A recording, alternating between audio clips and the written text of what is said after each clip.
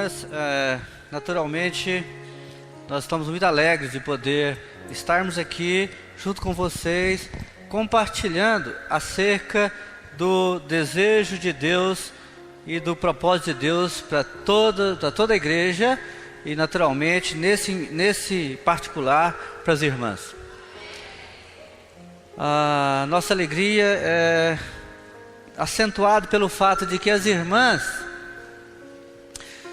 tal como Eva foi criada como um complemento de Adão, as irmãs foram instituídas como um complemento na igreja para com os irmãos que lideram a igreja. Então, aquele princípio de Adão e Eva e o princípio de autoridade e submissão foi também concedido nesse caso para as irmãs, sendo complemento na vida da igreja, para que a igreja possa avançar, complementando as ações dos irmãos que lideram a igreja. E particularmente na questão do corpo e de como nos diversos aspectos, nos 4 aspectos da vida da igreja, as irmãs têm uma participação tão relevante. Nas reuniões da igreja, as irmãs são relevantes. Na vida social, as irmãs são relevantes. Na vida de reuniões familiar e na vida de luta espiritual.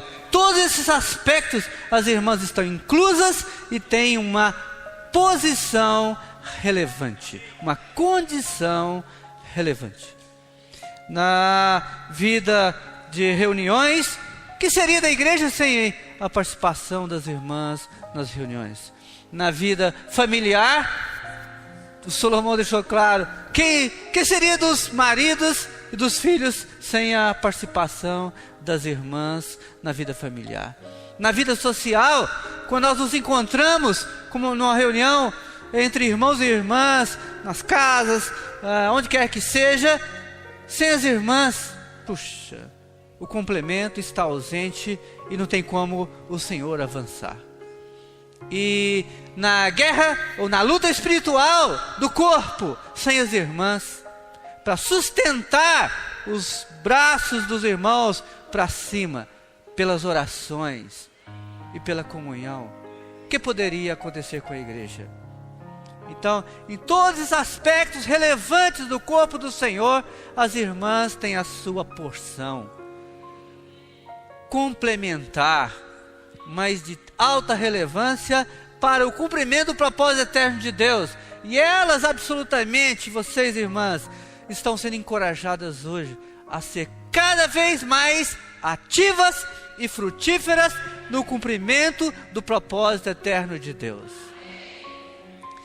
Sem as irmãs, não tem como o Senhor avançar. Sem as irmãs, a igreja está amputada na sua grande parte. O Salomão falou assim que na maioria das igrejas, 2/3 dentre os santos é constituído de irmãs. Então, só pelo número, a gente já percebe que Deus tem um encargo particular para com as irmãs, para que elas possam fazer avançar o corpo do Senhor nessa terra. Quando foi falado que Deus criou o homem, o gênero humano, né? Então, primeiro criou Adão e depois criou Eva. Na verdade, aqui é um princípio, né? Criou o homem e a mulher. E quando Deus criou o gênero humano, Ele criou um homem tripartido. Nós já sabemos disso aí, né? Um homem tripartido em que o corpo, a alma e o espírito estão aí em harmonia para que o homem possa ser, então, usado por Deus para avançar, para estar nas mãos do Senhor, para avançar como corpo. Homem e mulher, claro, a semelhança física, a grosso modo, cabeça, tronco, membros, são muito semelhantes. Mas, na verdade, esse homem tripartido que Deus criou em homem e mulher tem algumas características, algumas variantes que só Deus poderia fazer dessa forma. E essas características são tão relevantes para que Deus possa usar dessa forma, de uma maneira o homem, de outra maneira a mulher. E essas características que Deus deu à mulher, elas constituem uma vantagem estratégica para o Senhor avançar e uma vantagem estratégica no corpo de Cristo. Quando Deus criou então o homem e a mulher, esse ser tripartido, com corpo, alma e espírito, o homem, a parte masculina desse homem tripartido, o homem então tem um corpo mais robusto, mais forte, e isso é um aspecto importante. Enquanto a mulher, ela tem um corpo mais frágil, ela é mais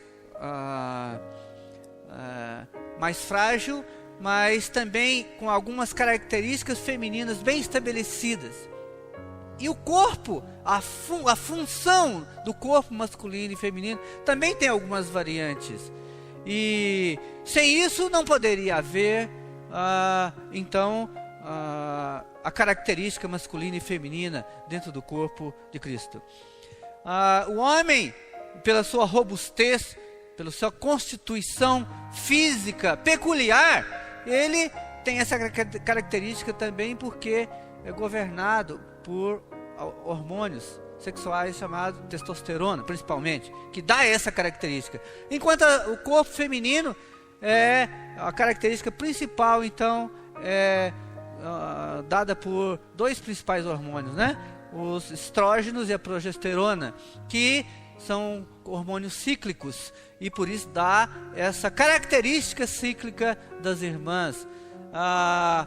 Isso tem reflexos tremendos assim, na vida pessoal, na vida de cada uma, porque não só permite que elas então possam engravidar e ter seus filhos, como também a cada período cíclico elas têm também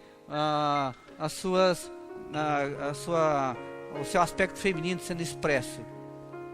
E isso leva a comportamentos variáveis. Uma hora está alegre, outra hora está depressiva e assim por diante. Isso são características por causa da forma como Deus as criou.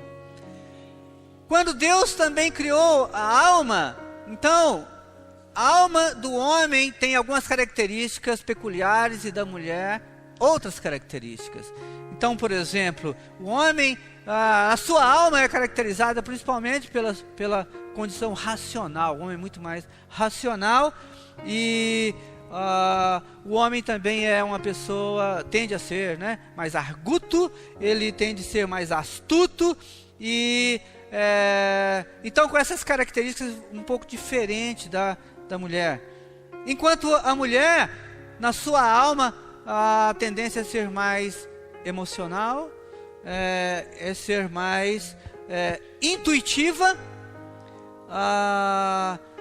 Também a mulher, por causa disso, tende a ser mais dócil, ter mais ternura, enquanto o homem tem outras características. Tudo isso são vantagens estratégicas para um lado e para o outro. Cabe, então, conforme Salomão falou, não é? Colocar isso debaixo do governo de Deus e de um ordenamento que vem do trono de Deus. Se nós nos apegarmos às nossas características almáticas naturais, então nós somos como as pessoas do mundo, sem um governo de Deus, em que a nossa alma vai se tornar, pelo fato de ser natural e não misturada com o Espírito de Deus, e não sendo gradativamente tomada, ocupada pelo Espírito do Senhor, então nós vamos permanecer numa luta espiritual sem fim, porque a nossa alma é onde ocorre é a interface onde ocorre uma luta espiritual entre o governo de Deus e o governo de Satanás. Tanto para o homem como para a mulher valem as duas coisas, essas duas características. Então, por isso, todos nós, mas particularmente as mulheres, devem perceber que na sua alma precisa ser trabalhada. Não é à toa que o irmão Dong vem falando há tantos anos e recentemente ele reforçou essa condição de que a alma precisa ser subjugada, precisa ser trabalhada e precisa ser ganha pelo Senhor, pelo Espírito, pela parte governante do homem espiritual, que é o Espírito de Deus, mesclado com o Espírito do homem. Então todo esse contexto deve estar sendo infundido pelo Espírito do Senhor. Cada uma das irmãs precisam de perceber que o governo na vida dela parte do Espírito de Deus mesclado com o Espírito da irmã, ganhando a sua alma e também, por fim, ganhando o seu corpo humano. De forma tal que todo homem tripartido está a serviço do governo de Deus, está a serviço do propósito eterno de Deus. Falamos assim que homem e mulher foram criados dentro de um contexto biopsicossocial. Todos nós, e as irmãs precisam perceber, sua pessoa, o seu homem tripartido está dentro desse contexto biopsicossocial. Então o seu homem, a sua parte, seu corpo, seu corpo, o bio, a sua alma, a parte psíquica e o seu contexto social, tudo isso precisa estar sob o governo do Senhor, sob o Espírito de Deus mesclado com o Espírito humano, como a parte governante de todos nós, mas nesse caso em particular das irmãs. Quando Salomão falou então que há esse contexto que Deus criou dessa forma e o homem não pode subverter, em que o homem é a parte liderante, governante, e a mulher a parte então que está submissa a isso aí. Nós podemos ver em Gênesis 3, versículo 12, 3:16, que deixa isso aí tão claro, que isso norteará, na verdade, toda a nossa comunhão. Gênesis 3:16, Deus, ele foi tão claro e ele dirigiu particularmente a sua palavra para a mulher. Aqui ele não usou de intermediários. Ele disse assim: e a mulher disse: multiplicarei sobremodo os sofrimentos da tua gravidez, em meio de dores darás à luz filhos. Agora olha só aqui: o teu desejo será para o teu marido e ele te governará. O teu desejo será para o teu marido e ele te governará. Então aqui a gente pode perceber que a mulher também foi dada a ela essa característica. Se ela não percebeu, ela pode buscar no Senhor, de que a condição dela é de que ela é para o seu marido. O desejo da esposa, o desejo da mulher é para o seu marido e ele a governará. Isso é um princípio espiritual irremovível, não tem como ser mudado. Então há que se conformar dentro desse contexto espiritual, para que o Senhor possa ter um caminho em nós, em todos nós. Quando não pode mudar, então nos adequemos a Ele. E esse é o contexto. Precisamos ver esse contexto. Uma palavra vindo do trono de Deus, diretamente de Deus, como uma semente plantada em Gênesis, que vai ser desenvolvida ao longo de toda a Bíblia. Oh, Senhor Jesus. Tem que invocar, Senhor Jesus. Naturalmente, irmãs, só para atenuar a coisa, em contraponto, os homens têm que ter sabedoria e buscar diante de Deus para saber como governar bem essa questão. Oh, Senhor Jesus. Também temos que se invocar muito.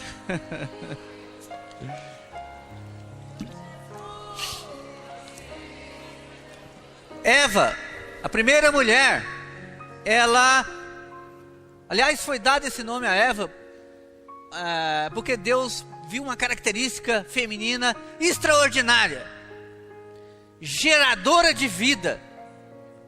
Vida ou geradora de vida? Hebraica, essa palavra hebraica ou aramaica quer dizer isso aí. Então a mulher tem esse perfil de ser geradora de vida. E foi dita a ela que ela deveria então, todo o seu desejo do seu coração e da sua mente fosse para servir ao seu marido.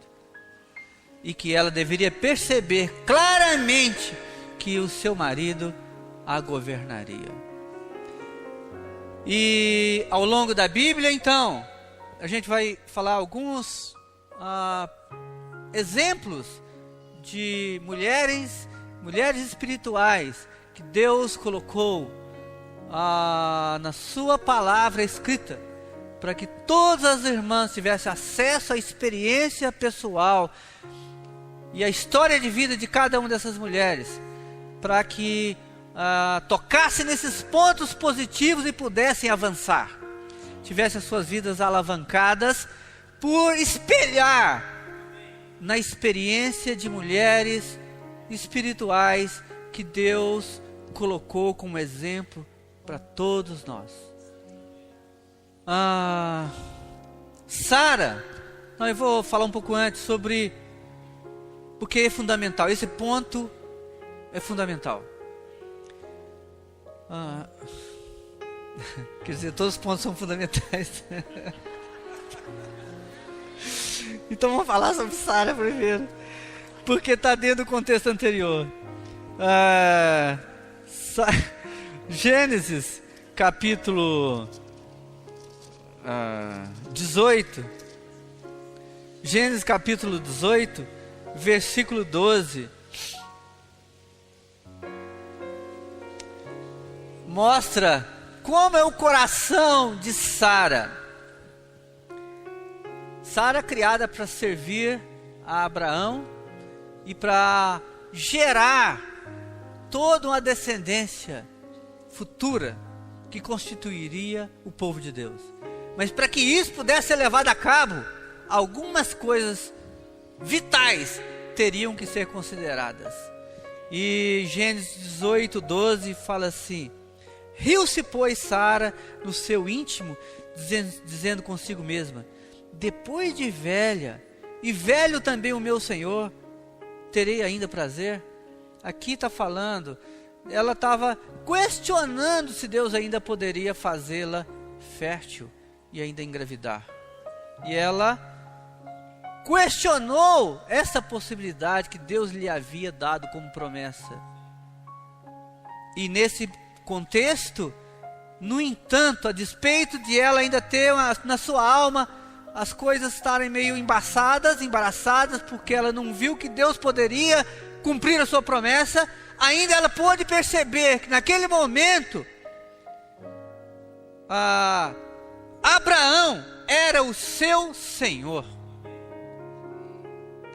Talvez muitas irmãs, umas jovens, não podem compreender claramente essa linguagem. Irmãs recém-casadas começam a bater com essa realidade difícil de lidar e perceber que, olha, o meu desejo é para o meu marido e ele me governará. Mas já a velha Sara e o velho Abraão, aqui ela não só experimentou, como ela reconheceu e disse publicamente que Abraão era o seu Senhor. Então, Deus nos aperfeiçoando e trabalhando a nossa pessoa, aperfeiçoando e trabalhando o coração e a alma das irmãs, pode conduzi-las a perceber mais tarde tal realidade tão profunda e crucial, determinante para o sucesso dela, em que o seu marido deve ser o seu Senhor. Uma vez reconhecido isso, Deus também reservou para as mulheres uma porção tão relevante. Todos os homens são também homens de oração. Se não, assim não o formos, então seremos fracassados espiritualmente. Deus não poderá usar nenhum homem se ele não for um homem de oração. Mas às mulheres, essa característica, ela ainda é mais exacerbada, ela ainda é mais forte. E começamos a detectar isso naquela experiência de Ana, em primeiro livro de Samuel, que nós não vamos ler tantos versículos, porque é conhecida essa parte, essa porção da palavra de todas as irmãs.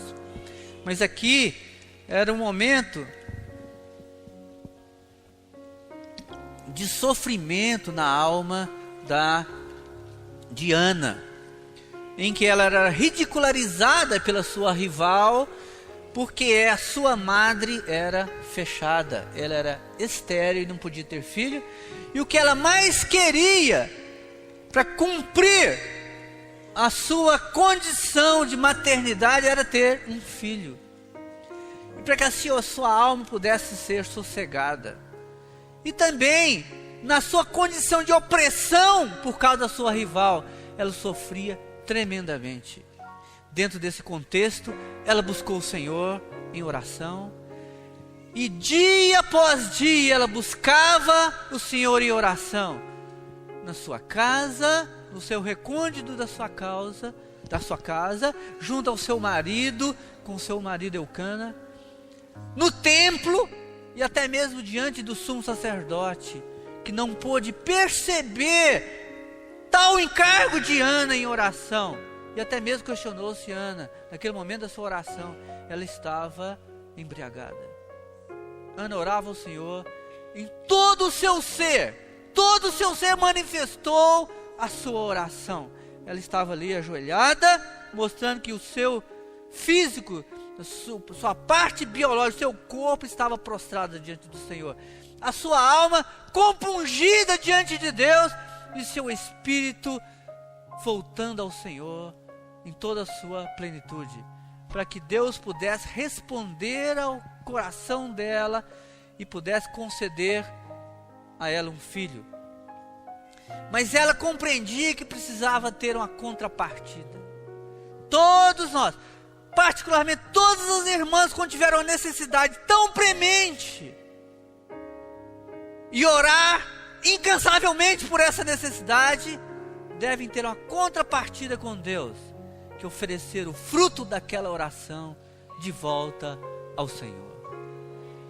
Quando o Senhor concedeu a Ana seu filho Samuel, na oração ela já fez um compromisso: se o Senhor me der tal filho, eu o concederei de volta, e ele haverá de viver na sua presença todos os dias da vida dele. Esse era o coração de Ana, e seguramente essa experiência deve ser tomada por todas as irmãs. Serem mulheres de oração, profundamente de oração, e uma oração que toque o coração e o trono de Deus e faz movê-lo. Se essa oração ela é adequada e corresponde ao coração de Deus, por fim, sendo oração tão profunda, ela fará Deus mover e conceder aquela petição. Oh Senhor, quando as irmãs perceberem uma necessidade tão premente quanto a si mesmo, quanto a sua família, ou quanto a necessidade da igreja, deve agir como Ana, tendo tal oração profunda e consistente, mas também o fruto dessa oração deve ser compartilhado com a pessoa do Senhor.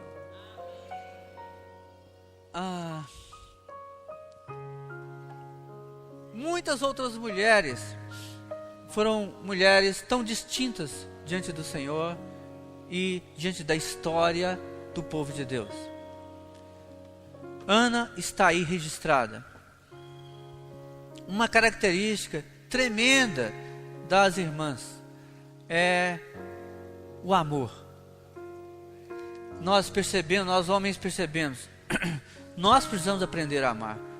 Deus, até mesmo, Ele dá uma palavra direta para os homens, aprender a amar as suas esposas. E Ele insiste durante toda a Bíblia que nós homens precisamos amar Deus. Isso para nós tem que ser um aprendizado, penoso às vezes. Mas para as mulheres, essa característica Deus já deu para vocês, como eu disse, como uma vantagem estratégica. Vocês têm isso de forma nata. Vocês amam com facilidade. E um exemplo tão marcante de amar ao Senhor foi trazido à luz por aquela experiência em Mateus 26, da irmã Maria. Mateus 26, versículo 6 em diante, 7 aliás, eu vou ler rapidamente, porque todos conhecemos esses versículos.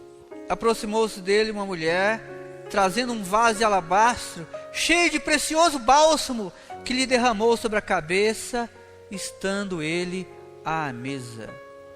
Quando o Senhor estava lá, postados à mesa, então ela se aproximou dele, e esse vaso de alabastro, é um material precioso, caro, que foi construído desse material, esse vaso construído desse material, estava repleto de azeite,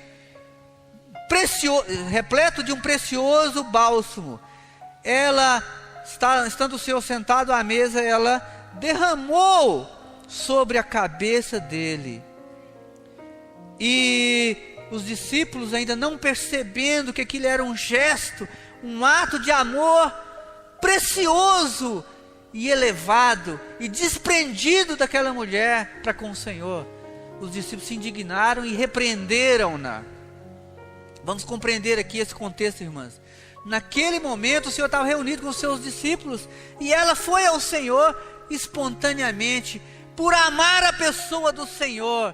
Ela derramou aquele vaso repleto de bálsamo sobre o Senhor. Ele era caro, mas para ela era tudo que era precioso. Tudo que ela tinha de mais precioso, ela devia lançar sobre o Senhor, que era algo que ela havia visto como mais precioso da terra. E Jesus, no versículo 9 diz assim: mas Jesus, sabendo disso, porque os discípulos se indignaram, porque ela estava então como desperdiçando muito dinheiro. Versículo 10 diz assim: Jesus, sabendo disso, diz: por que molestar essa mulher? Ela praticou boa ação para comigo. Então a gente percebe, aquela mulher naquele momento, ela estava denotando claramente para o Senhor o quanto ela amava a pessoa do Senhor. Tudo que ela tinha de precioso, tão caro, ela derramou sobre o Senhor, e aquilo expressava o seu amor para com o Senhor. E aqui o Senhor, quando ela foi repreendida pelos discípulos, ele falou: olha, não faça isso. Ela praticou boa ação para comigo. Se nós formos ver o contexto da Bíblia, irmãos, nós vamos perceber, pouco tempo depois, o Senhor estava sendo levado à cruz para morrer ali. Imagine essa cena aqui. Quanto o Senhor deve ter levado de gratidão no seu coração, sabendo que, indo morrer à cruz, uma mulher o distinguiu com o que mais precioso poderia ter no coração de uma mulher: amá-lo. e supri-lo. Na cruz, ele deve ter lembrado dessa experiência e sido confortado pelo amor devotado por Maria, a pessoa do Senhor. Não há nenhum gesto mais precioso do que uma irmã expressar em plenitude o seu amor para com a pessoa do Senhor. Certamente o Senhor ficará profundamente grato no seu coração quando uma mulher expressa claramente, uma irmã expressa claramente o seu interior para com a pessoa do Senhor. E ali, no versículo 5, adiante, está mostrando claramente, o Senhor sabia disso, porque Ele disse, o que ela está fazendo é para o meu sepultamento.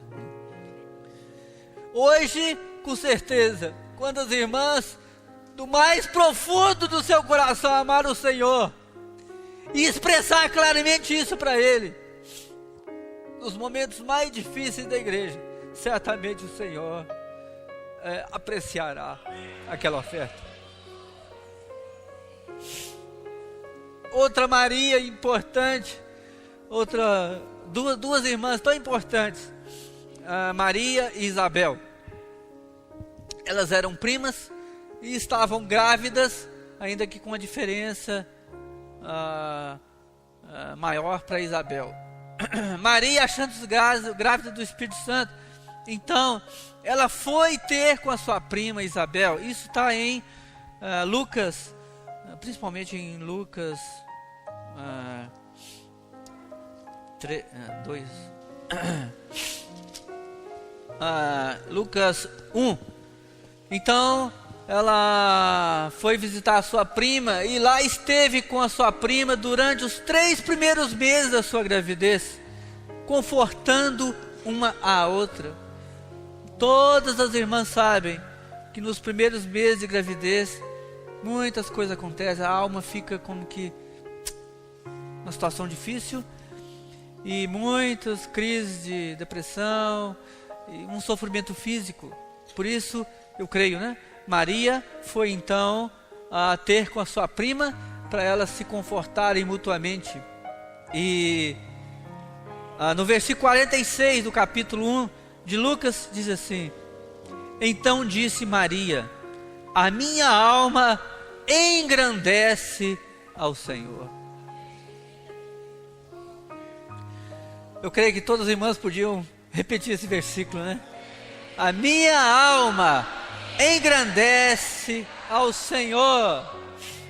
Veja, irmãos, na sua alma, naquele momento, grávida, naturalmente, ela percebia, claro, ela sabia que ela havia sido, então, engravidada pelo Espírito Santo, e ela estava naquele momento difícil, mas no seu íntimo, ela, através da sua alma já compungida pelo Espírito, e movida pelo anelo ao Senhor, ela disse que a sua alma engrandecia, magnificava a pessoa do Senhor.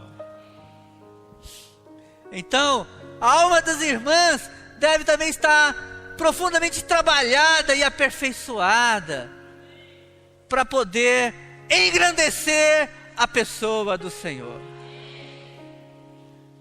Nenhuma outra pessoa pode ser tão engrandecida pelas irmãs quanto ao Senhor. E as irmãs podem usar a sua alma para fazê-lo. Quando as irmãs ainda têm a sua alma muito forte, muito densa, ainda pouco trabalhada, elas não conseguem engrandecer o Senhor. Há muitos conflitos, muitos choques, mas a alma da verdade, Deus quis fazer-nos homens tripartidos e mulheres tripartidas, para que também a alma pudesse ser trabalhada a tal ponto que pudesse reconhecer que Deus precisa ser engrandecido. Logo a seguir, essa mulher extraordinária que havia visto o Senhor dessa forma, no versículo seguinte, ela também percebe claramente que o seu espírito se alegrava em Deus, o seu Salvador. Maria deixou essas palavras para nós, para as irmãs perceberem o potencial que cada um de vocês tem. Não só na sua alma pode engrandecer o Senhor, mas ainda no momento qualquer que seja da sua vida, o seu espírito se alegrar em Deus, que é o seu Salvador. Nenhuma outra mulher que não seja salva pode experimentar essa verdade. As mulheres da nossa sociedade caída, onde eventualmente nós estamos vivendo a nossa vida normal, não podem tocar essa experiência. Elas não sabem o que é isso. Por isso, confundem as coisas e procedem como Salomão falou. Reivindicam posições, isso e aquilo, e querem se igualar aos homens. Na década de 60, 70, eu era um jovem, mas presenciei grandes embates na sociedade do mundo ocidental, mulheres líderes procurando afirmar o movimento feminista para que ele então pudesse prevalecer. Mas aqui há um contexto espiritual que muda completamente a percepção da mulher, da irmã, dentro do propósito eterno de Deus, em que a sua alma está. Veja só, Maria, o seu corpo estava servindo ao propósito eterno de Deus, porque do seu ventre havia o Filho de Deus ali, breve para nascer. A sua alma naquele momento estava engrandecendo o Senhor, e o seu espírito se alegrava com Deus, que era o seu Salvador. Puxa vida! Há algo mais extraordinário do que essa experiência. Nenhuma mulher espiritual pode experimentar na totalidade algo tão grandioso como Maria experimentou. Mas pode tomar essa experiência de vida para nortear a sua vida doravante. Saber que o seu corpo está a serviço do Senhor, a sua alma engrandece o Senhor e o seu espírito se alegra com Ele, que é o seu Salvador. Senhor Jesus. Senhor Jesus. Irmãs, são 12:10. Nós temos duas possibilidades: ou vamos almoçar, ou vamos seguir um pouco à frente.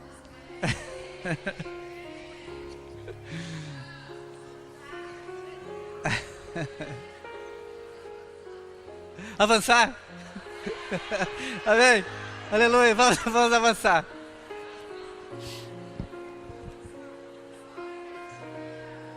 Uma experiência que eu estava percebendo então, quando nós falamos assim, né, que as irmãs são, ao mesmo tempo são frágeis, mas também tem outras características extraordinárias, que são a docilidade e a ternura, e o desejo de servir ao seu esposo. Mas com a visão espiritual, foi Esther. Todas já devem ter lido o livro de Esther e se encantado com aquela experiência, né? Mas alguns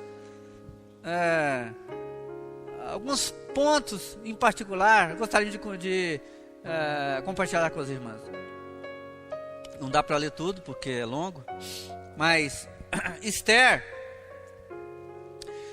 logo após o divórcio do rei Assuero da Pérsia, sabe por que o rei Assuero se divorciou da sua esposa? Porque ela o enfrentou.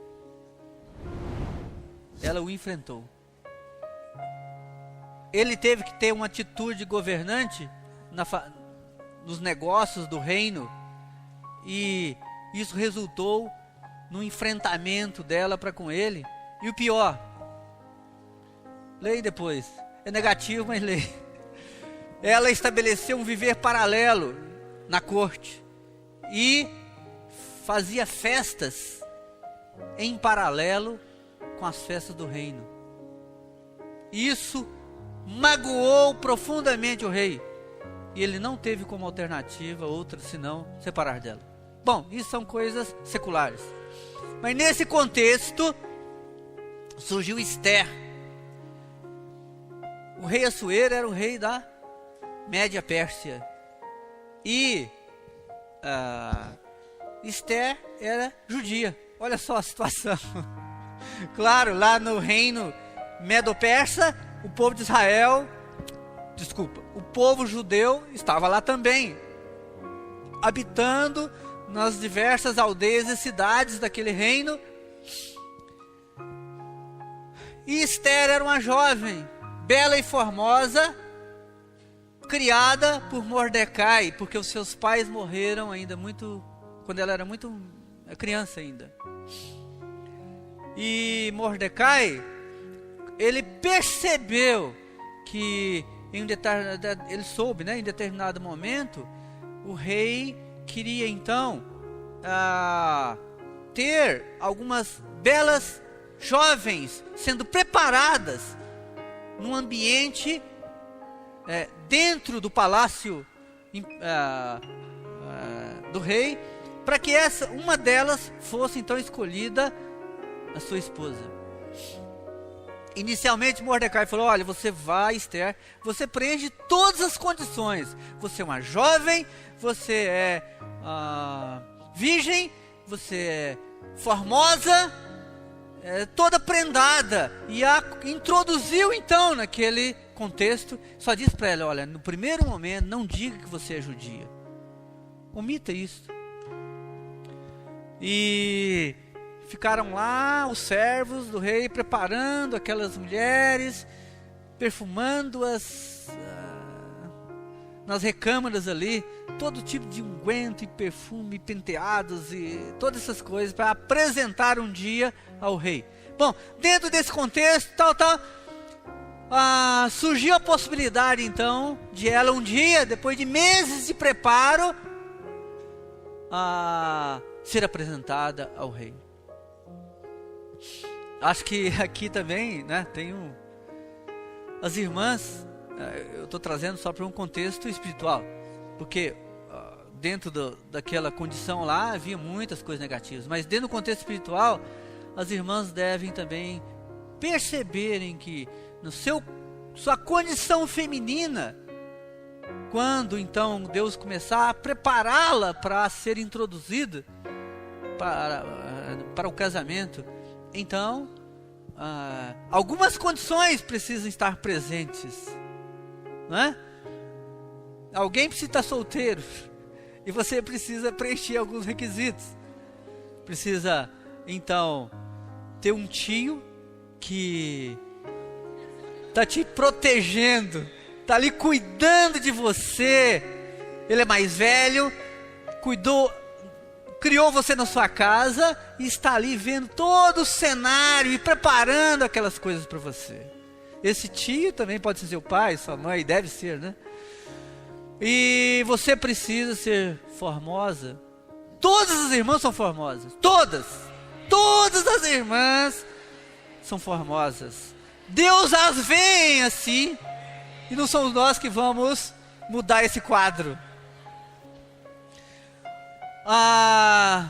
Todas as irmãs, do ponto de vista espiritual, são virgens quando apresentadas ao Senhor.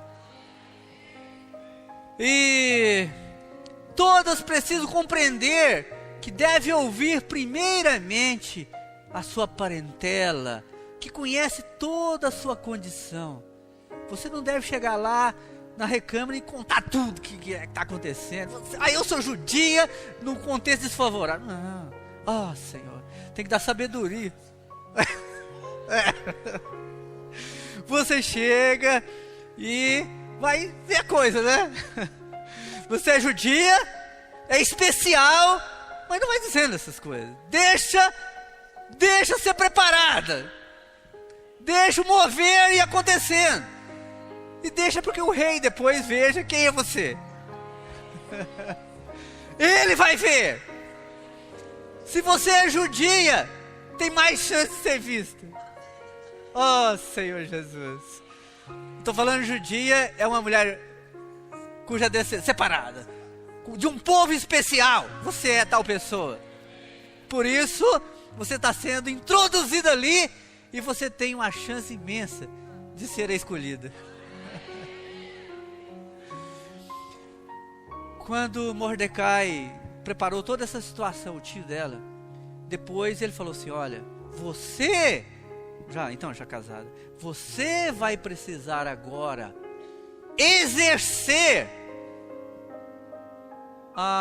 exercitar toda aquela condição que Deus tinha dado na sua história. Você é originário de um povo judeu que vive no meio de um povo estranho. Você é tal mulher escolhida por Deus para estar aí e ter desposado o rei. Então agora você precisa reivindicar diante do rei a salvação do seu povo que está em perigo. E para uma mulher, naquela época, negociar o futuro do seu povo não era algo simples.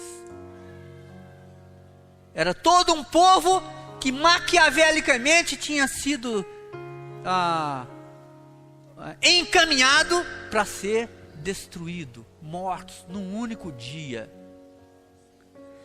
Mas Mordecai, Deus preparou condições para que ele se apresentasse ali e ficasse conhecido do rei, numa condição tão peculiar. Deus preparou. E ele a orientou: quando for negociar com o rei, você tem que falar assim, assim, assado. E ali fala uma coisa extraordinária. Rapidinho eu vou mostrar esse ponto aqui. Esther. Mordecai falou assim, capítulo 4 de Esther, 4, 12, 13 e 14. Ele falou assim: fizeram saber a Mordecai as palavras de Esther. Deixa eu falar só uma coisinha. Em hebraico, a palavra, o nome original dela é Hadassah, ou Hadassah, que quer dizer murta. Mas ela foi reconhecida, ela foi trazida para a Bíblia como Esther. Ela herdou daquele meio lá o seu nome persa, que quer dizer estrela, que nomeia tantas mulheres hoje.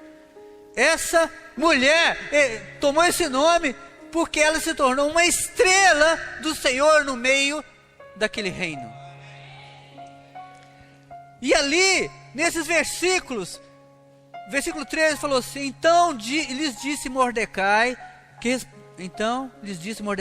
que respondessem a Esther: não imagines que por estares na casa do rei. Sabe por quê? Porque podia passar pela cabeça da Esther que agora ela está fazendo parte da corte real de um dos reinos mais poderosos da terra. E naquele contexto, ela podia esquecer a sua origem judaica, esquecer a sua parentela e cair nas graças do rei. E sabe o que aconteceria? A sua história estaria acabada e o seu povo destruído. Aí, por isso que nós devemos perceber, todas as irmãs devem perceber o seu background, sua família que está atrás de você, orando por você e torcendo por você e falando as coisas espirituais para você, sendo o seu suporte espiritual. Mordecai disse assim: não imagines que por estar na casa do rei, tu te escaparás entre todos os judeus naquele dia. Porque se de todo te calares agora, num primeiro momento, veja só as coisas, num primeiro momento, você se cale. Agora, no segundo momento, porque se tu te calares agora, de outra parte se levantará para os judeus socorro e livramento. Não vai ser por você, você vai perder essa ocasião ímpar de participar da história da salvação do seu povo. Deus levantará outra circunstância. Você vai ficar enclausurada naquela corte, vai ter todos os prazeres dali, mas na sua biografia não constará que você salvou o seu povo. Deus levantará outra circunstância para salvar o seu povo. Deus levantará para os judeus socorro e livramento, mas tu e tua casa e de teu pai perecerão. E quem sabe se para tal conjuntura como esta é que fosse levada a rainha? Mordecai levantou essa questão e mais tarde se confirmou. Então, as irmãs têm essa possibilidade de, por causa da sua característica feminina, serem preparadas, às vezes meses ali e tal. E eu estou vendo, eu só, desculpa aquilo que não foi o caso, mas na minha casa, eu estou vivenciando essa situação. Minha filha está noiva, e ao longo do tempo, eu estou só ali vendo, né? O que está acontecendo? O preparo, sessões de preparo. Muitas vezes eu não tenho acesso a elas, mas eu estou vendo. Está lá no quarto, minha filha, olha, assim, assado, deve portar assim, portar assado. Sai na rua, a comunhão é assim, assim, assado. De vez em quando tem lá os choques, mas olha, é o seguinte, ele é ele, e você... Então, esse ambiente familiar propício para preparar a irmã precisa ser visto com muito cuidado, sabe? Precisa de um tempo de preparação ali, a mãe, sabe? Ali do lado, dando todas as dicas, né? Passando a sua experiência e mostrando o rumo. Ó, o rumo é esse, se fugir dele eu pereço, todos nós pereceremos. E o Mordecai atrás, mostrando, ó, esse é o caminho. Você agora está na hora de agir. Você agora tem que entrar em cena. Então, mais tarde, não precisamos detalhar, por fim o resultado foi que a situação inverteu.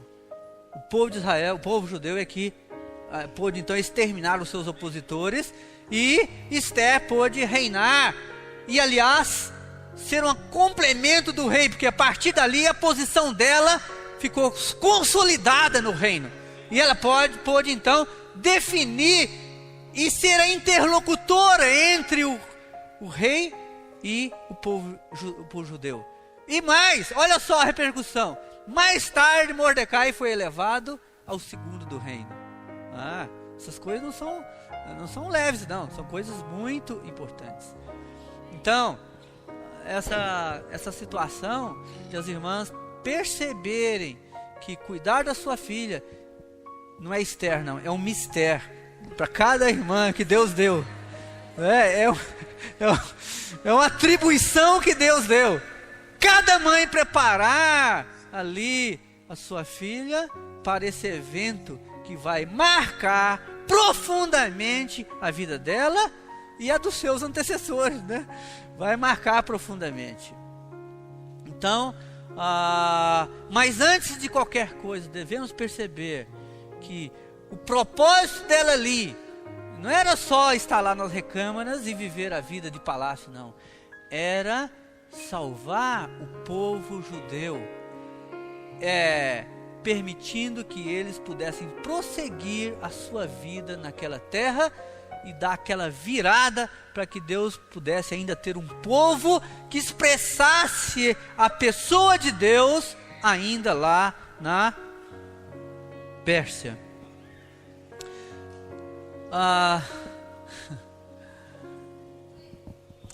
Tem um outro ponto, talvez, numa comunhão anterior aí, nós falamos sobre Esther, sobre Noemi e sobre Ruth, e a gente queria rapidamente falar nisso aí, porque esse livro, ele tomou um lugar importante no meu coração.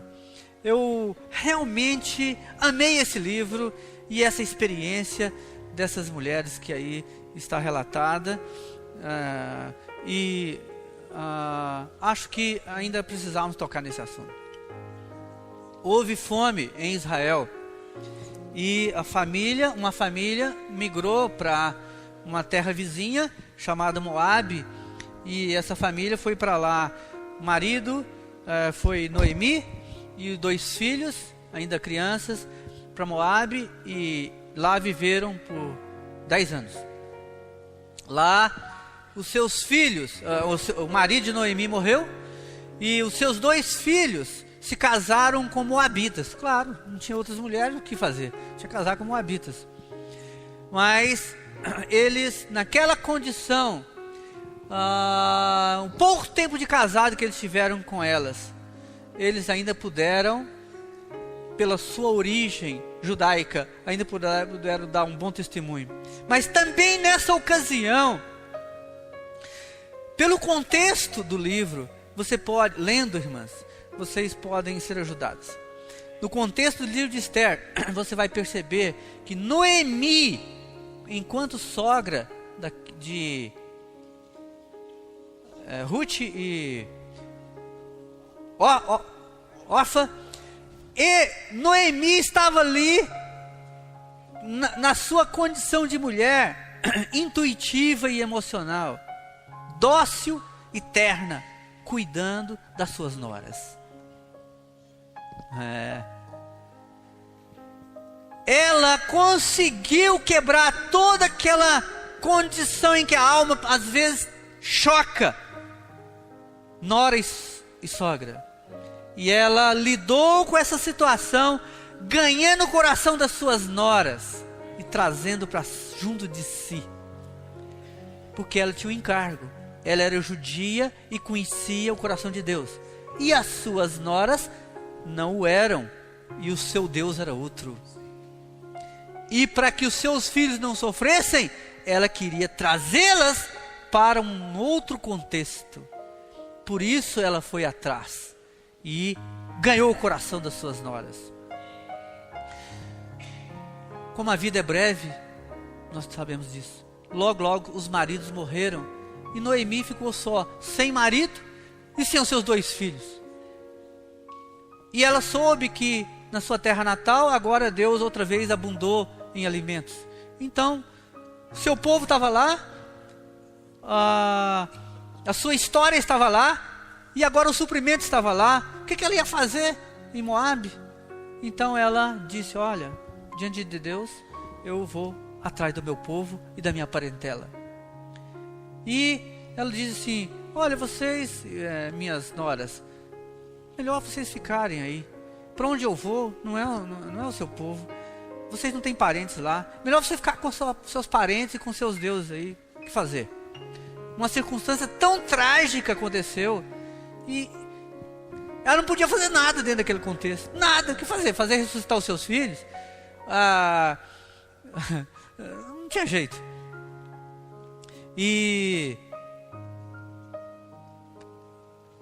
Mas por causa do seu viver, do seu testemunho, as coisas mudaram profundamente, e mudaram a história do povo de Israel, e mudou a história espiritual do universo.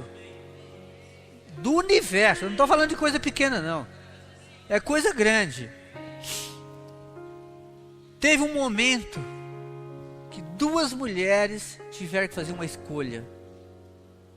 Noemi estava partindo de volta para Israel. E ela disse assim,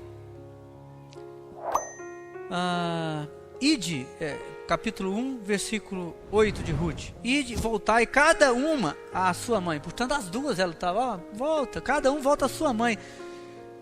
Está vendo? Devolvendo a família dela, volta para sua mãe. Não Noemi tinha um coração. Ela conhecia o que é família. E a ideia dela era fazer com que as noras voltassem para sua mãe, porque a ligação de sangue também é forte. Não é, olha, vocês são viúvas, fica com o seu povo ao léu. Não, volta para sua mãe. E o Senhor, e aí ela não podia falar de outro Deus, ela podia, o que ela falou? E o Senhor dela use convosco de benevolência, como vós usastes com os que morreram e comigo. Olha a relação. Elas, noras, usar de benevolência com a sua sogra. No versículo 9, diz assim, o Senhor vos dê, sempre ela coloca o Senhor na sua frente. Não é o seu desejo, não é o desejo da sua alma, o Senhor vos dê que sejais felizes. Noemi, sabe, era uma mulher extraordinária. Pense bem, ela não só deu suporte para a família dos seus 2 filhos, sustentando as suas 2 noras, mas ainda nesse contexto trágico, ela falou assim, o Senhor vos dê que sejais felizes.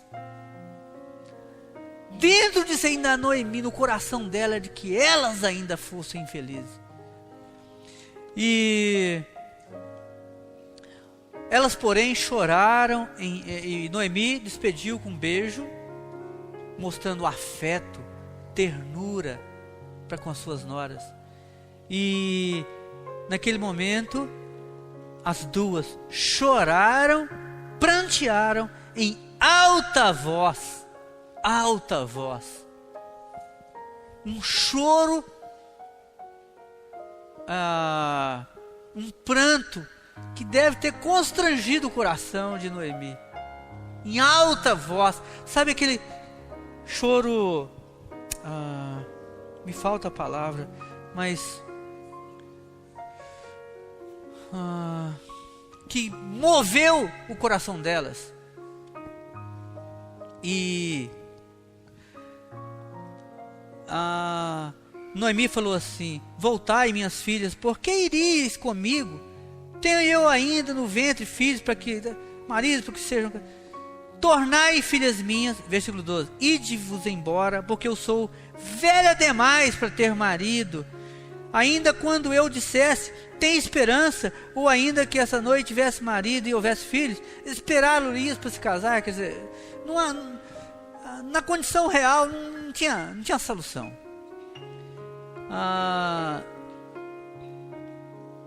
Ela, no versículo 13, ela diz assim, ela conhecia a necessidade das suas noras, das suas ex-noras. Elas eram jovens ainda, conhecia a necessidade fisiológica delas e psicológica, e disse assim para elas, não, filhas minhas, versículo 13, abster-vos-is de tomares marido. Uma mulher jovem ainda precisava de um marido. Não, filhas minhas, porque vossa causa a mim me amarga, o ter o Senhor descarregado contra mim a sua mão. A morte dos seus maridos e dos filhos dela, para ela foi uma responsabilidade dela. Aí as noras falaram assim, então de novo choraram em alta voz. Agora chegou o momento crucial de escolha verdadeira. A aparência, irmãos, ou até o choro, agora achei a palavra, compulsivo, não denota exatamente o que está no coração de cada um de nós. Agora chegou a hora da escolha verdadeira. Versículo 14. Então, eu vou ler de novo, porque esse versículo é tão tão crucial na vida de todos, homens espirituais e mulheres espirituais. Então de novo choraram em alta voz. Orfa, com um beijo, se despediu da sua sogra. Porém Ruth se apegou a ela. Pouco tempo atrás as duas choraram compulsivamente, dizendo que iam. Agora, nessa outra ocasião, depois dos arrazoados de Noemi, o que aconteceu? Em alta voz choraram, mas Orfa foi embora e Ruth se apegou a Noemi.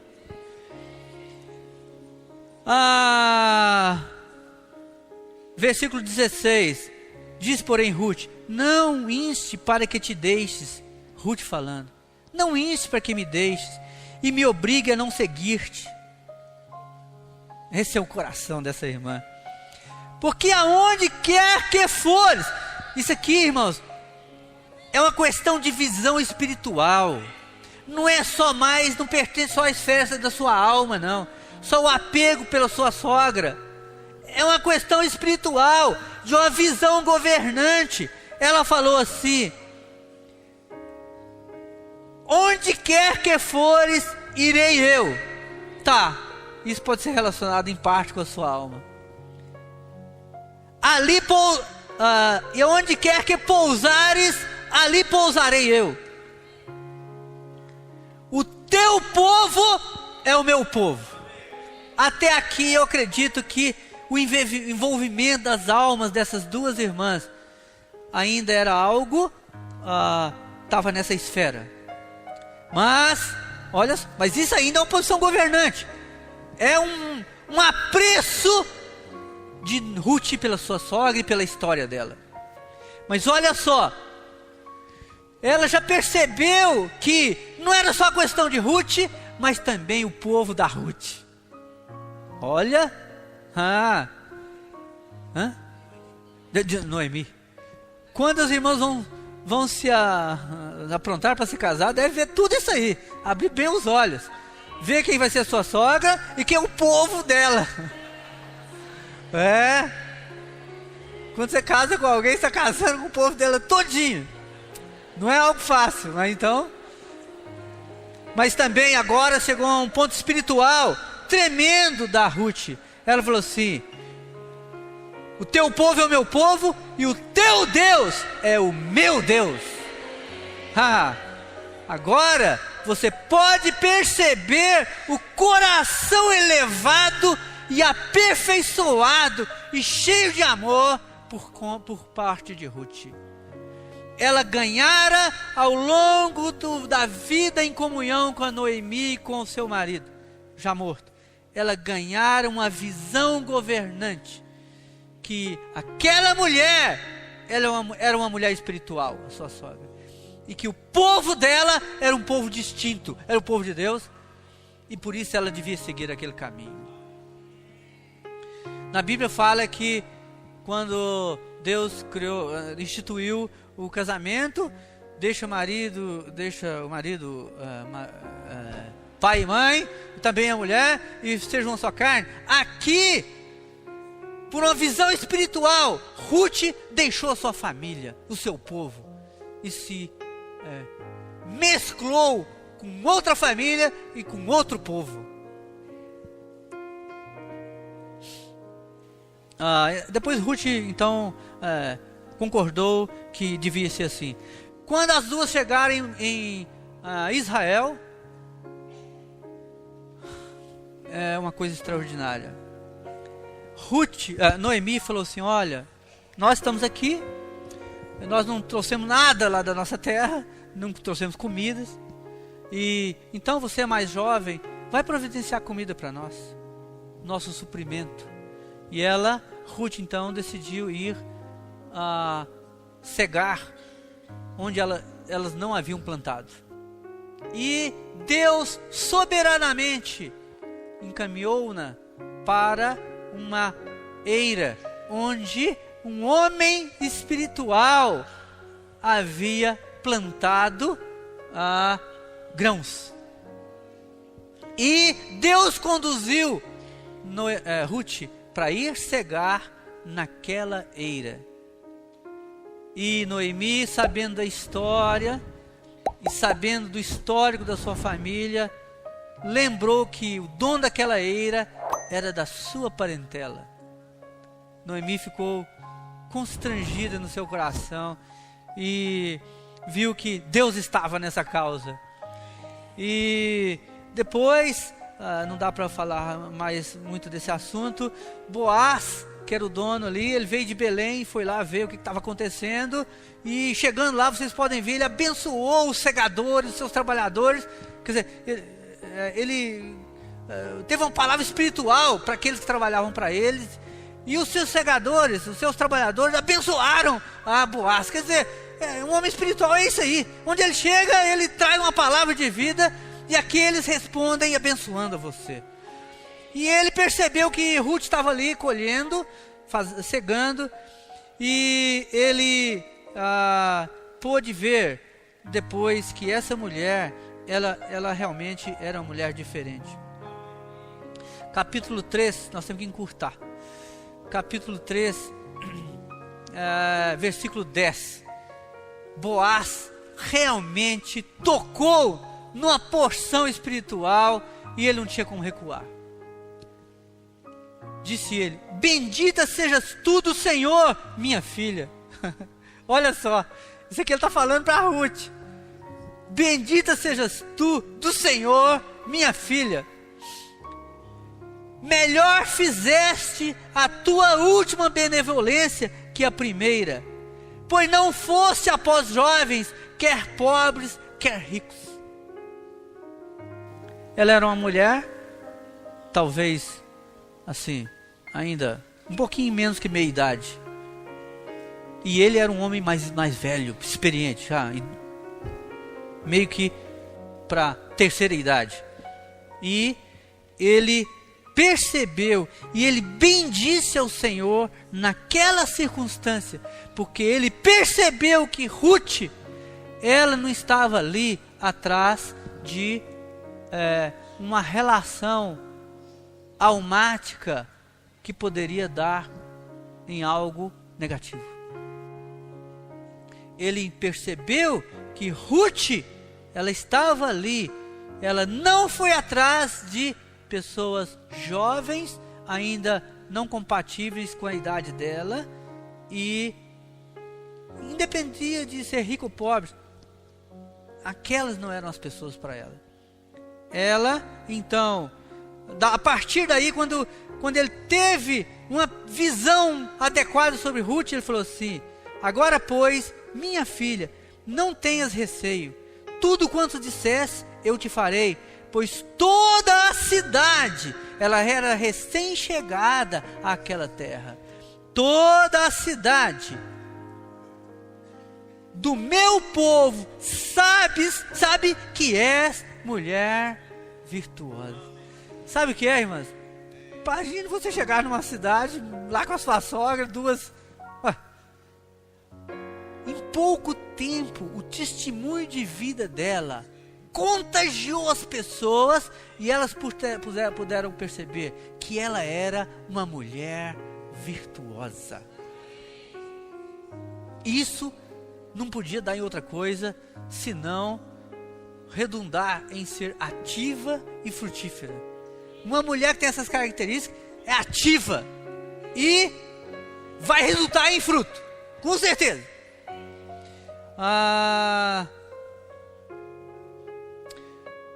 O fato é que todas essas coisas foram acontecendo, e Boaz pôde então perceber a necessidade de desposar Ruth, para que algo espiritual pudesse ser encaminhado. No versículo 4, no capítulo 4, ele ainda quis cumprir a lei que dizia que outra pessoa deveria casar com Ruth. Mas quando aquele que então, de acordo com o parecer legal, renunciou a essa possibilidade, Boaz então tomou para si a responsabilidade de se casar com Ruth. E então isso teve uma consequência. Capítulo 4, versículo 11. Todo o povo que estava na porta lá da cidade e os anciãos disseram: somos testemunhas. Num casamento, muitas testemunhas devem estar ali presentes para perceber que aquele é um momento solene. Muitas testemunhas. O Senhor faça a esta mulher que entra na tua casa como a Raquel e como a Lia, que ambas edificaram a casa de Israel. E tu, Boaz, isso aqui é tudo uma comunhão espiritual, em que ela é uma festa de casamento, em que as testemunhas estão lá presentes e antevendo o que ia acontecer. E tu, Boaz, ate valorosamente em Efrata, e faze-te nome afamado em Belém. Seja a tua casa como a casa de Perez, que Tamar teve de Judá, pela prole que o Senhor te der dessa jovem. Assim tomou Boaz a Rute, e ela passou a ser sua mulher, coabitou com ela, e o Senhor lhe concedeu que concebesse e teve um filho. Aqui nos versículos seguintes, mostra que a Noemi outra vez entra em cena, cuidando do filho de Rute como se fosse o seu filho. O seu colo como se fosse o colo da Rute. Aquele colo acolhedor da avó, acolhendo o neto para cooperar com a Rute, para que ela pudesse participar ativamente no desenrolar dos acontecimentos espirituais que estavam em andamento. Noemi, então, na retaguarda, estava lá suprindo a sua antiga nora e agora parente por afinidade, cuidando, dando suporte para que a nova família de Ruth pudesse ter um suporte emocional e acolhimento humano adequado e um suporte espiritual proveniente daquela mulher espiritual que era Noemi. E os versículo 14 diz assim: então as mulheres, amém, pelas irmãs, disseram a Noemi: seja o Senhor bendito, que não deixou hoje de te dar resgatador. Quem estava casando era a Ruth, mas as mulheres percebiam a visão espiritual. Aqui era Noemi que estava sendo resgatada. Entende, irmãs? A visão espiritual, como ela é abrangente. Seja o Senhor bendito, que não deixou hoje de dar resgatador, e seja afamado em Israel o nome deste. Ele será restaurador da tua vida, ó Senhor, e consolador da tua velhice, pois tua nora que te ama o deu à luz, e ela te é melhor do que 7 filhos. Noemi tomou o menino e o pôs no regaço e entrou a cuidar dele. Outra vez as irmãs estão aí. As vizinhas lhe deram o nome. As vizinhas chegaram ali e foram dar o nome para o menino. Imagina essa cena. Puxa vida. Sabe por quê? Porque as vizinhas estavam envolvidas naquele contexto de vida. E elas queriam ter participação. Nem que fosse só dar um nome para o menino. E deram o nome. E a mãe e a avó aceitaram, o pai aceitou a sugestão do nome. E o nome foi quem? Obed. Esse é o pai de Jessé, pai de Davi. E Davi está na ascendência de quem? Do Senhor Jesus. Daí veio até nós, não por consanguinidade, mas por afeição espiritual. Todo esse acontecimento histórico veio a cada uma de vocês e a nós homens também. Oh Senhor Jesus, esse histórico, esse contexto espiritual aqui, não é só algo que uma história que aconteceu, mas é algo que Deus encaminhou todas as coisas para que essa história tão maravilhosa citado na Bíblia, seja parte de escritos de literatura de muitas civilizações. Mas isso não interessa. Interessa mesmo é que isso aqui é um contexto espiritual cheio de vida e de amor, de todas as formas, que chegou até nós hoje. Mas importa, irmãs, que nós vejamos não só essa questão, mas de que em determinada época da nossa vida há um momento de escolha. Esse momento vai determinar o nosso futuro. Esse momento é tão crucial, porque vai determinar o seu futuro e de toda a sua descendência. Por isso, quanto a esse ponto, devemos orar profundamente ao Senhor e ver a vontade do Senhor. Quando Ele nos der a certeza, o teu povo é o meu povo e o teu Deus é o meu Deus. E aí você estará inserido dentro de um contexto em que você, por causa da força interior que você ganhou, você quer ser ativa e quer ser frutífera, porque você quer participar do propósito eterno de Deus, gerando vida na sua descendência e produzindo a volta do Senhor. Oh, Senhor Jesus, tem muitas coisas, mas Senhor Jesus, senão também as irmãs ficam com seus ouvidos cansados e os seus ombros descaídos. Por isso, vamos encerrar aqui. Amém.